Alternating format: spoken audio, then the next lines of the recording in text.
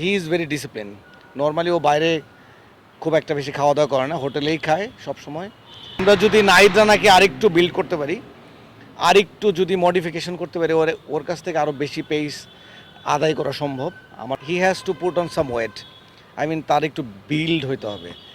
তো এইভাবে সে বোলিং করে যেতে পারবে, ঠিক আছে, যেতে পারবে, but once upon A time ওর যদি একটু মাস্কুলার না হয়, তাহলে এত পেসে এটা কন্টিনিউ করা লং টার্মের জন্য ডিফিকাল্ট হয়ে যাবে। আপনি আসলে নাহিদ রানার কথা বলছিলেন, বয়সটা কম, এই বয়সে প্রায় 152 কিলোমিটার গতিতে বল করে থাকে। আসলে পেসার যারা এদের ওয়ার্কলোড ম্যানেজমেন্ট বলতে একটা কথা আছে, সো ইনজুর্ড হওয়ার একটা সম্ভাবনা থাকে, নিজেকে যথেষ্ট ফিটও করতে হয়। সো নাহিদ রানাকে আসলে আপনি কি পরামর্শ দিয়ে থাকেন, বা আসলে আপনি কিভাবে ওকে হ্যান্ডেল করেন যখন নর্মালি নাহিদ রানা, আমি আসলে ট্রেনিংয়ের উপরে বেস করে সব কিছু করি।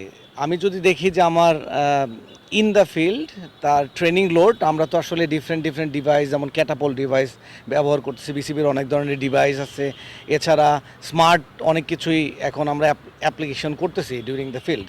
তো আমরা যখন লোডিং দেখতেছি, মাঠে লোড হয়ে যাচ্ছে বেশি, তখন আমরা আসলে রিকভারির দিকে সবচেয়ে বেশি এমফাসাইজ করি। নাহিদ রানার ব্যাপারে আমরা স্পেশাল যেটা সবসময় চিন্তা করি, he has to put on some wait, তার একটু বিল্ড হইতে হবে। তো এইভাবে সে বোলিং করে যেতে পারবে, ঠিক আছে, যেতে পারবে, but once upon A time ওর যদি একটু মাস্কুলার না হয়, তাহলে এত পেসে এটা কন্টিনিউ করা লং টার্মের জন্য ডিফিকাল্ট হয়ে যাবে।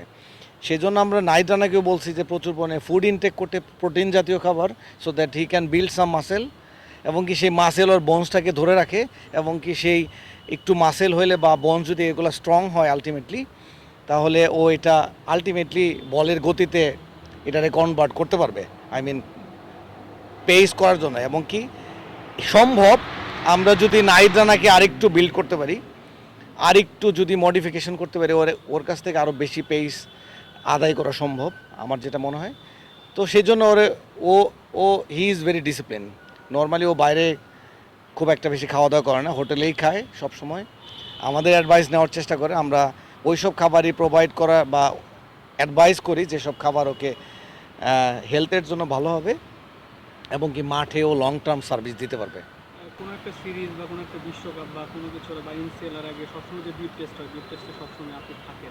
এখানে আসলে দমের একটা রিডিং থাকে, আপনার কি মনে হয় কত হইলে আসলে ক্রিকেটারদের জন্য পারফেক্ট?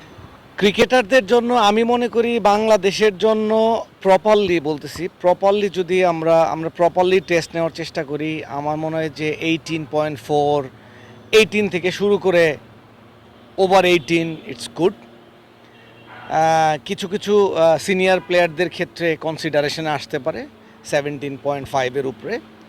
তবে যেটা হচ্ছে যে এনসিএল এই ধরনের টেস্টিংয়ের জন্য আমি ডেফিনেটলি মনে করি যে আমরা যেটা ক্রাইটেরিয়া দিয়েছি 18.4, that is the best criteria. আমার মনে হয় এর নিচে হইলে একটা প্লেয়ার আসলে আমার কাছে মনে হয়, কারণ আমরা আসলে ফিটনেস ট্রেনাররা কী মনে করি যে একটা প্লেয়ার কতদিন খেলবে সেইটা নির্ধারণ করা আমাদের কাজ।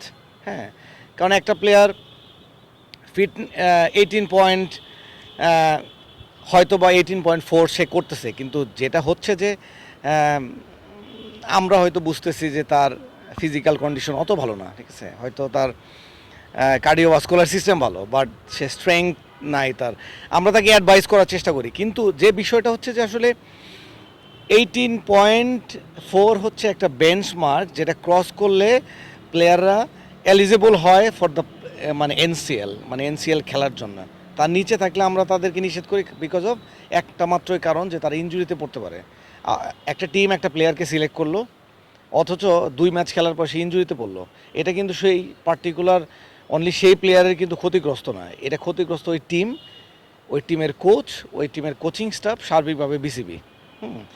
তো ইনজুরির ব্যাপারটা হচ্ছে যে ছোটো বড় অনেক ধরনের ইনজুরি আছে, সে মেজর ইনজুরিতে বলে 5 থেকে 10 মাস সে যদি ইম্পর্টেন্ট কি প্লেয়ার হয় দেশের জন্য, তাহলে সার্বিকভাবে ক্রিকেট বডি কিন্তু এটা লুজার।